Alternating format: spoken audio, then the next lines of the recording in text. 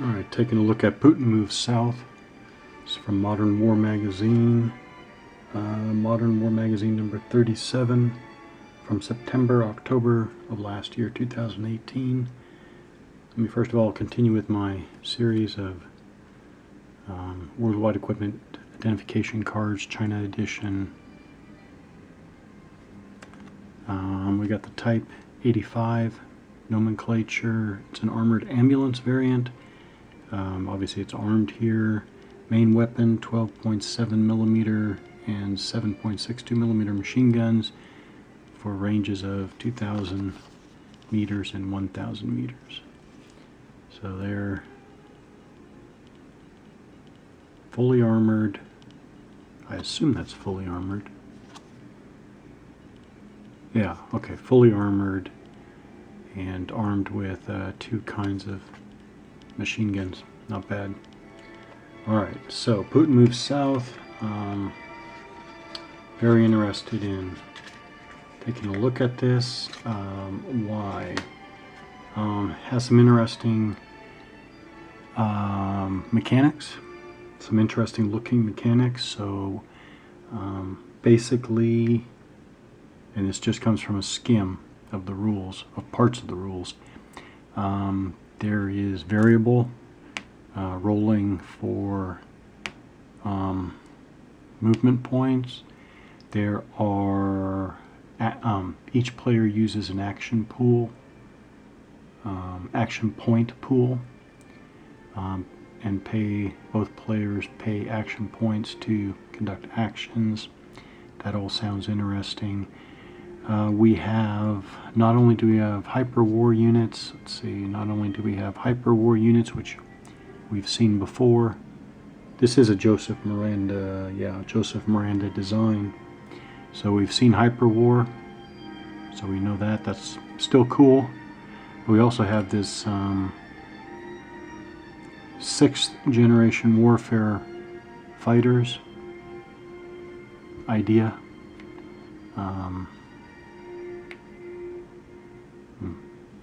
Maybe I should read the magazine to see where that's coming from. Looks interesting anyways. We have fob markers. We have 5th generation fighters. 5th generation fighters. We've seen that before. And we have missiles. We've seen that before. Okay.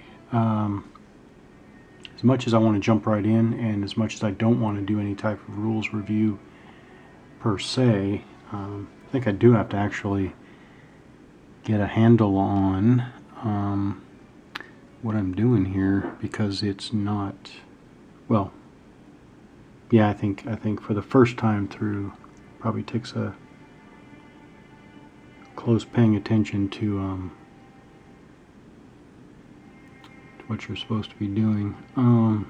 Let me first of all say, well, actually it is part of the rules review, but or the setup review, I guess I should say.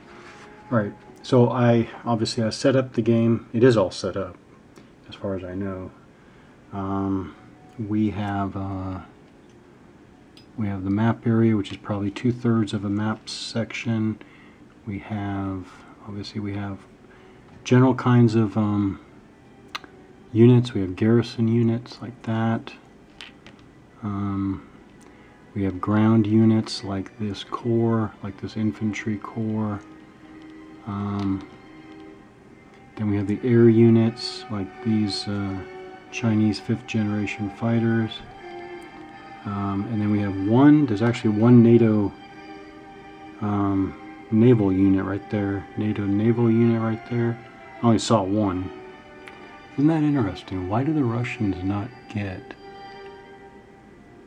I don't remember seeing a Russian naval unit. And why would the Russians not have a naval unit on the Caspian Sea? Okay, granted, maybe it's in the article or somewhere in the rules. Maybe it's explained somewhere. Why? I don't remember seeing a Russian naval unit. Alright, well, those are the basic kinds of units. Lots of SF, actually. Lots of special forces. Here's Afghan special forces. Here's Iranian special forces right there. So lots of special forces on all around. Lots of special forces. Okay. So setup. There are some interesting twists in the setup. I like it a lot. Now I can see how perhaps, of course I'll see with experience, but I am wondering why. Oh, okay, I see why. Okay. I'm wondering if maybe with time the setup might actually be too dynamic, too unpredictable to be fun. I don't know. Maybe the unpredictability will eat into the fun. But at least on first review, it looks really fascinating. Okay, so we'll decide. Players decide which side they'll play. Sort out their pieces. Now we have starting forces. Starting forces have these. We'll look again at some Afghan commandos. They have that white dot in the top right. It's a starting force. Garrison units automatically start in their cities.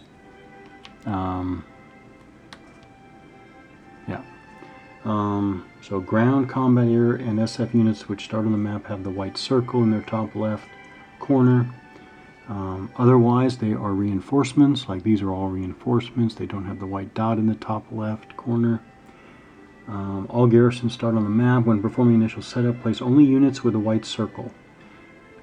These units over here with white circles are actually in the staging area. This, oh whoops, it's right off the screen. So this box here that you're seeing right here, this is the reinforcements. There's a similar box to the left here that's called the staging area. The staging area holds the SF, special forces, holds the air units, the missile units. So this Chinese missile unit is considered an air unit. So all these guys are set up in the staging area. Yeah. Okay, stacking limits apply. Stacking limits for our purposes, you basically can start with one garrison unit and one ground unit. Then you can have air unit. Wait, how do they do that? How do they do one FOB, forward operating base, plus any number of there we go, any number of SF units during combat, plus air units up to the air stacking limit. Oh, so there is an air stacking limit. Okay, NATO, 3 air units, Russia and China, 2 air units, all others 1 air unit. Okay. So here are NATO air units. You could stack 3 of these.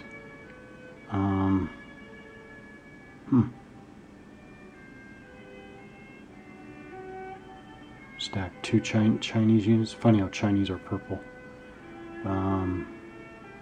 Okay. Then we go to reinforcements. You set these up in the reinforcement area. Obviously, this is the coalition side.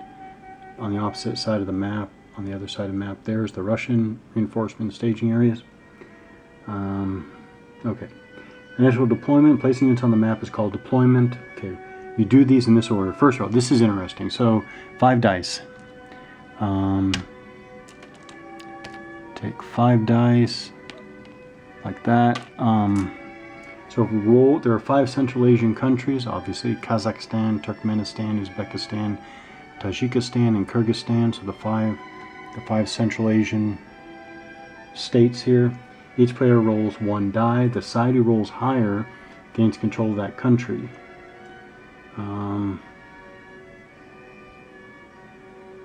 Okay, so that means, so for example, you can see here in Kazakhstan, this unit is facing the Russians. It's facing right side up for the Russian side, because the Russians obviously won the dice off.